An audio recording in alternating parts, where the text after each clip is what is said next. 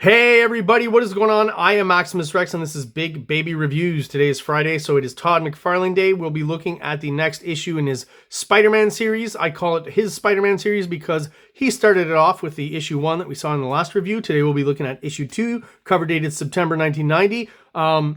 His series because after he took off from Amazing Spider-Man, he had asked Marvel if he could write his own series, thinking they would give him maybe a B, C, D list character. And they actually came back to him and said, well, we'll just give you a new Spider-Man series that you're going to write, which is pretty ballsy, I would say. But at that time, Todd McFarlane was the most, or pretty much the most popular artist at Marvel. Was selling tons and tons of comics, and they definitely expected that to happen on this title, so they were more than willing to let him write. They didn't really care who wrote the title as long as there was Todd McFarlane art, and that proved to be a good investment because this is one of the best-selling comics of the early 90s, and that started off kind of the big boom and bubble of the early 90s comic scene. Not this issue specifically, but Spider-Man #1. So continuing from last review of issue 1, today we're looking at issue 2. Great cover overall. I mean, nothing super exciting to be honest. Just kind of a hero meets villain kind of cover. But that in that imitable Tom McFarlane style.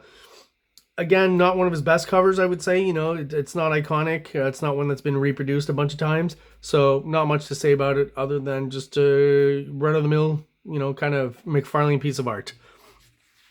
We'll mention, though, the Arachnite return. So what I've understood from seeing this now, I didn't remember from way back when, but with issue 1 and issue 2, he's kind of quoting the titles of the Dark Knight miniseries. Each issue has a different title. So issue 2 is literally the Dark Knight Returns, I think. I might be getting that wrong, but they're all based on Dark Knight. So I guess he's trying to equate his work on Spider-Man with that of Frank Miller on The Dark Knight Returns. Kind of falling short of that, McFarlane, but, on the artistic front, definitely some good stuff here.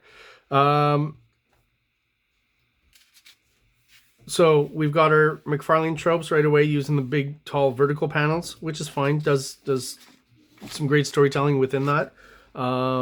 This character here, I just have to say that they're not around. They're only around for a few pages, but reminded me of, I forget the actor's name, but the only reference I have is when I was a kid, I really liked the It 2-part TV movie from, I guess it was late 80s, early 90s. And the character, if I'm not mistaken, of Sam, I think was his name, when he grows up and he's older. I always found that this guy just kind of looks like him. Maybe he's based on him or something. I don't know. But definitely, someone who's, when I see this, reminds me of him. If anyone knows what I'm talking about, the It TV movie from the early 90s, I really enjoyed it. Let me know if you enjoyed it too, or if you even know what I'm talking about. And the double page spread right off the bat here. This feels, it's a cool image, but it's probably a deadline page in the sense that like you can get through this pretty quickly with drawing, two big faces, one kind of character in the dark right behind them. This is a pretty quick double page splash to get through, I would think. Still looks really good though. So let's look at the credits. Artist writer Tom McFarlane, letters Rick Parker, color Bob Sharon, and why do I even mention editor? Let's move on. A lot of ads in this one, right? They knew it was a top seller, so a lot of the video games and stuff makes sense. They were probably the ones paying the most for advertising, especially in those early 90s. Video games are taking off, right? I like how Mary Jane's making a reference to the size of Peter Parker's penis. I'm assuming that's what's going on there. Nice kind of transition where, you go from blood from the scene before that you don't actually see, right? That's implied in this panel. And the black border helps to kind of tie that to the previous scene. And then this helps to change it, right? The fact that now that black bar kind of opens up for color, excuse me. And we transition and pull back to see that that's actually jam on some toast. I think that's a pretty clever transition there. Again, I've talked about this, the kind of, pedestrian scenes, just the kind of everyday boyfriend-girlfriend stuff. I think McFarlane's really good at turning the camera, choosing interesting angles, varying the size of the characters in each panel, and definitely makes these pages interesting. I mean, these pages, again, are definitely integral, thank you, part of the storytelling with a transition from the page prior and the bit of information that we're kind of figuring out here. And he sees in the picture that, you know, he assumes that Curt Connors is responsible, and Curt Connors is the Lizard, right? So at this point, he knows he's got a job to do. You know, typical superhero thing here. The old Todd McFarlane profile shot with insert panels. He'll do this one a lot. This kind of montage kind of idea here, of Spider-Man getting dressed. I always thought this one looked funny. The fact that he's gritting his teeth as he puts his mask on. It's like, yeah. Just, it almost looks like he's trying to rip through the mask. Just always thought that was a funny panel. So, out on the town, Spider-Man is, and of course we've got our villain here, Calypso, who's getting her potion ready. So, if anything, what's telling me here is that it is ready. So she combines the spider and the reptile into this potion, right? I always thought this kind of use of lettering was cool. The Doom, Doom, Doom, which I've said before in the last review of Spider-Man 1, to me should have been Boom, Boom, Boom, to be a little more obviously drums. But the way he has this ha ha ha ha ha kind of going around it, I thought was really good. Interesting visually, and almost like a repeat of how he does, you know, a basic template on how he does the Spider-Man webbing. So something happens here, like I never quite understood with the art. Is it's the sound eventually reaching him and pushing him off, or is it the Lizard who pushes him off here? But he's having issues with a spider sense, right? Because of the pounding of the drums, right? And he's not quite sure why, and he can't concentrate. And I'm assuming this is the Lizard's second shot at him here.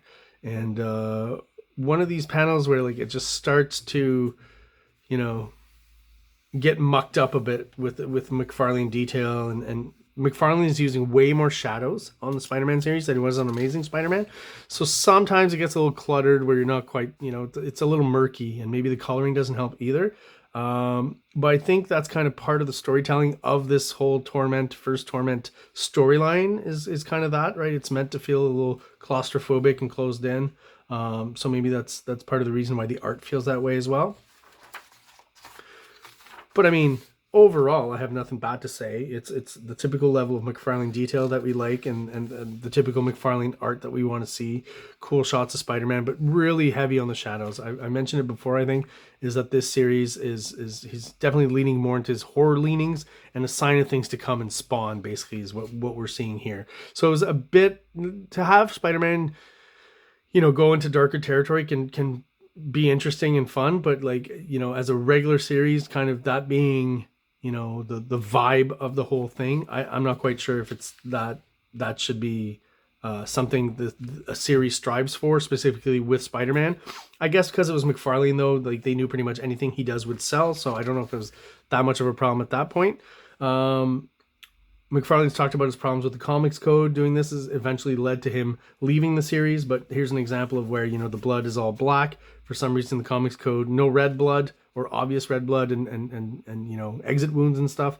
But if it's black for some reason, it's all right. So McFarlane's like, okay, so he's, you know, definitely got a shard of some sharp object going through the Lizard's chest. You don't see his head. Just a very kind of funny choice there to not have the head in the panel. I remember as a kid, this at first was confusing to me. I kind of had to piece it together.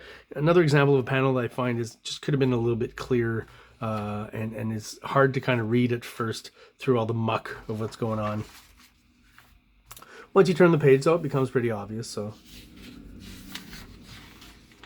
and as Spider-Man just kind of is, you know, I like the idea that he's having trouble concentrating. All these narration boxes are kind of turned and twisted. That helps the effect, right?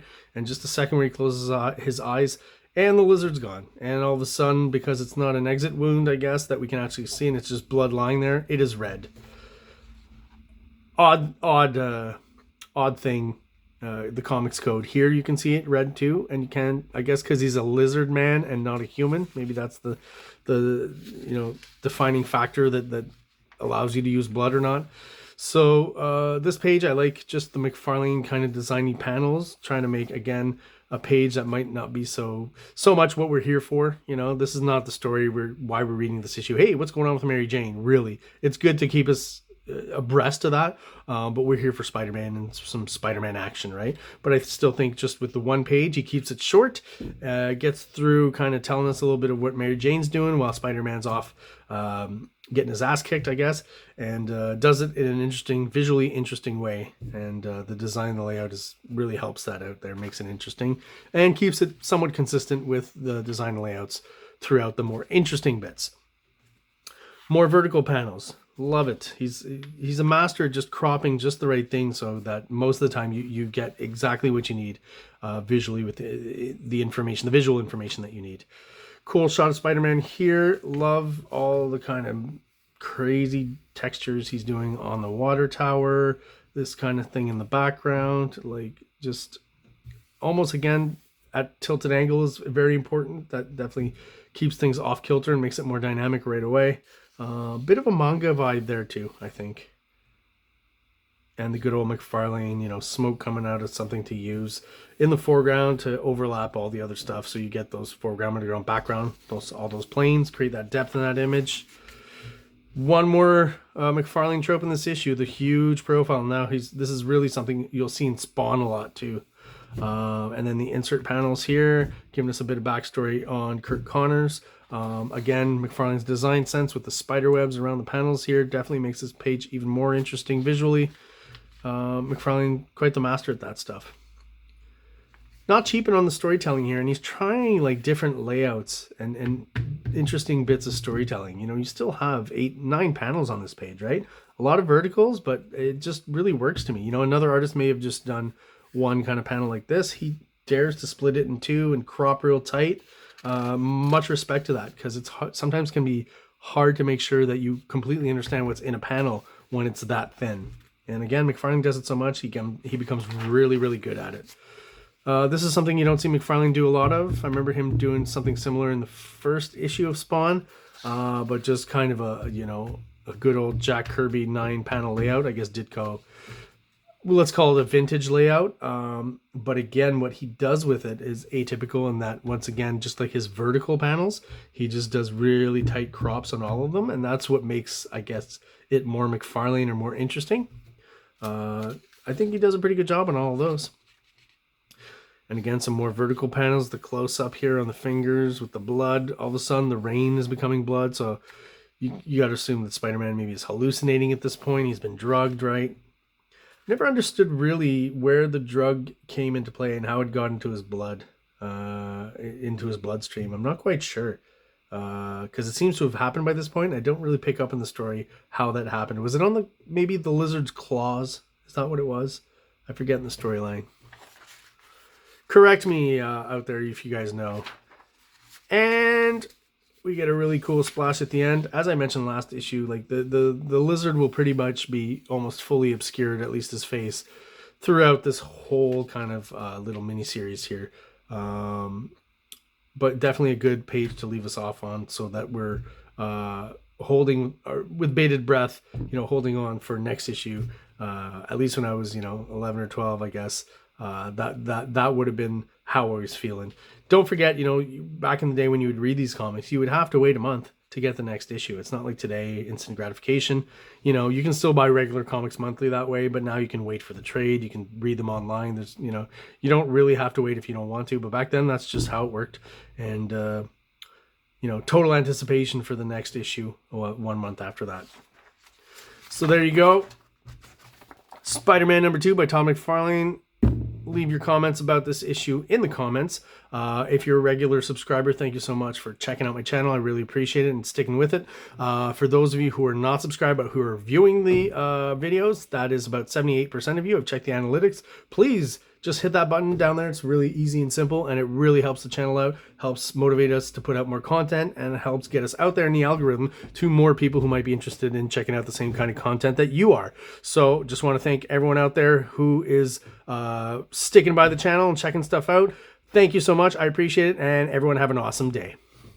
Like, subscribe, like, subscribe.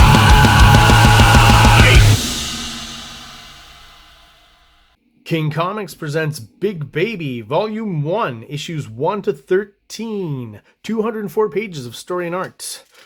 King Comics also presents Star Crasher one-shot, 32 pages, cosmic sci-fi surrealist adventure.